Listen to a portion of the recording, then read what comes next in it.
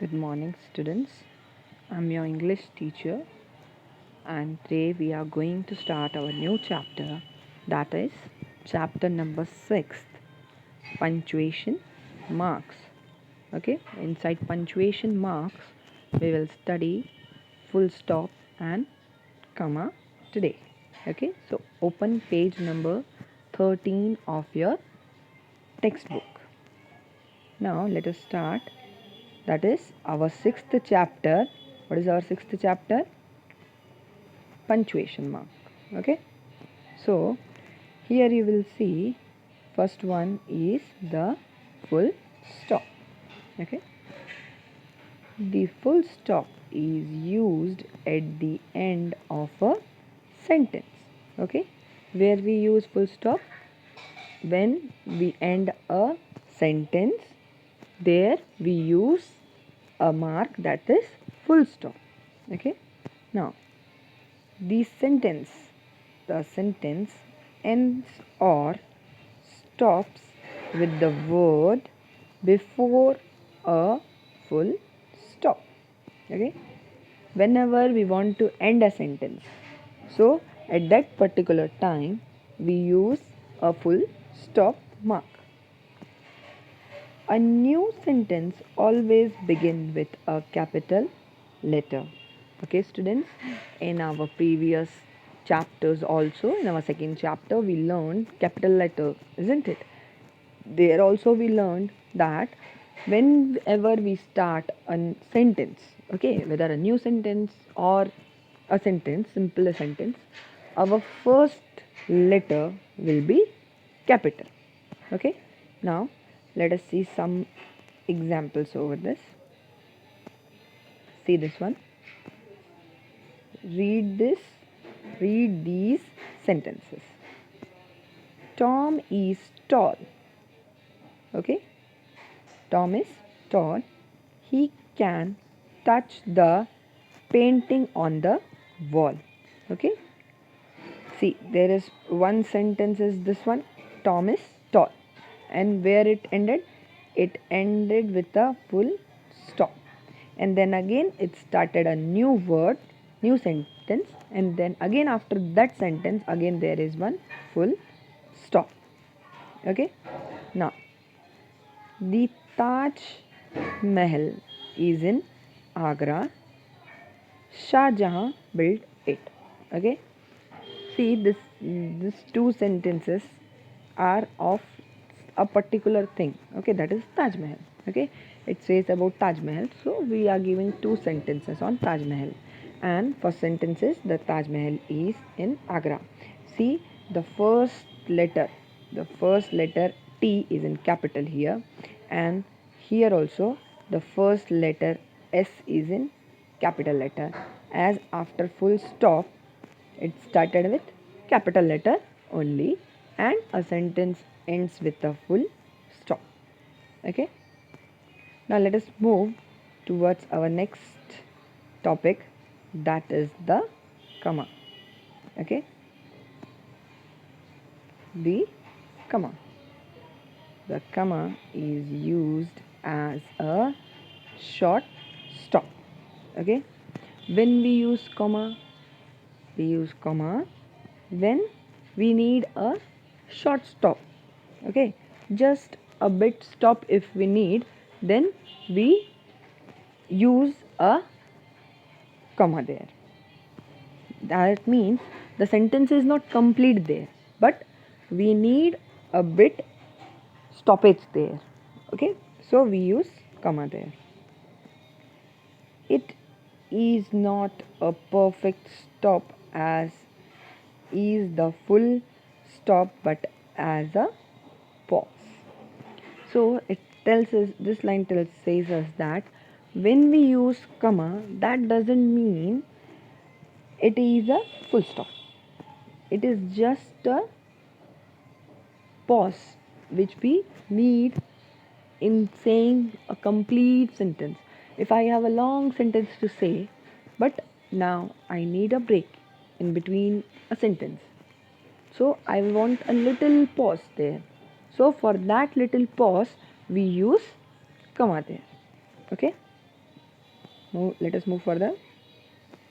Comma means cutting. What does comma means? It means cutting. We use a comma to show a slight pause or break between words or group of words. What do you mean by comma? If someone asks, comma means cutting. Okay, breaking down of a sentence into two. That is, we use a comma to show a slight pause or break between words or group of words. When we talk about a complete sentence, there are various words in it, and there are group of words also are there. So when we need a break in middle of them, we use comma there. Okay, now let us move, look over some examples. See here, you can see in your textbook page number 13. Okay, you'll see, read this sentences. Okay, read the sentences. First one is Arun, Kiran and Suresh are friends. Okay, when we talk about more than two people, we need to give a comma in between the word. Arun is a different person, Kiran is a different person, and Suresh is a different person. So when we talk about two, we do not require this comma here. Okay, if we talk about only Kiran and Suresh, so we won't give any comma there. But when we talk about three, as Arun, comma, Kiran and Suresh, if we simply write Arun Kiran, what it will be? It will be the name of a particular person, a single person. Here we are talking about two different persons, three different persons are there with us. So Arun, Kiran and Suresh. After Arun there is one comma. Why the comma is there? You understood, I guess. Now the next one is Kiran sat there under the tree reading a book. Here there are three different things about a person. Kiran sat there. First one. Under the tree. Second. Reading a book. That is third. Means we can know three things about Kiran. What are they? Kiran sat there. Okay. Then under the tree. Where? Under the tree. And then what is the third work? Third work is reading a book. So we require comma in between the groups of words. Okay, here you can see commas are there. Now the comma, if you are not able to see it properly, please open page number 13 of your textbook. The comma in sentence 1 comes between two words, Arun and Kiran. It shows that Arun and Kiran are two different persons. Okay, as I told you, Arun is different, Kiran is different. So we need a comma in between their names. So we used comma there. Then in the second sentence, the comma in sentence 2 shows a slight pause between two groups of words. Here the comma breaks up the sentence into three parts. What are they? We know in the second sentence there are three different parts. Okay, groups of words are there. So first one is Kiran sat there, where under the tree reading a book. These are three different parts of a sentences. Okay, now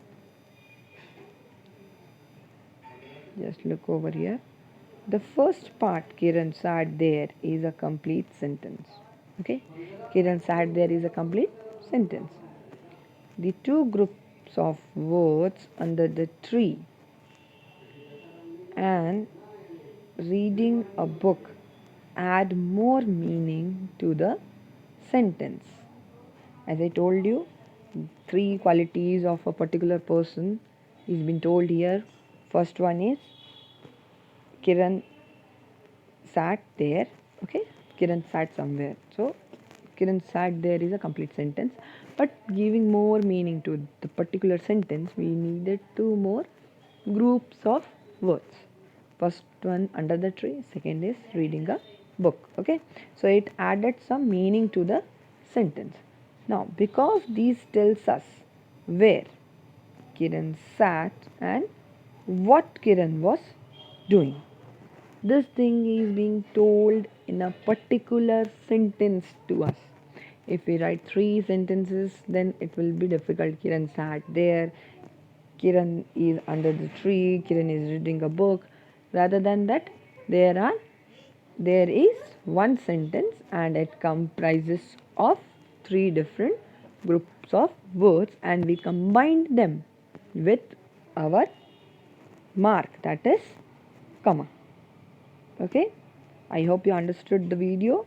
Now we'll write some work in our textbook, so please complete it, and please do watch the video to understand the chapter very well, students, and we will meet in our next class. Okay, thank you.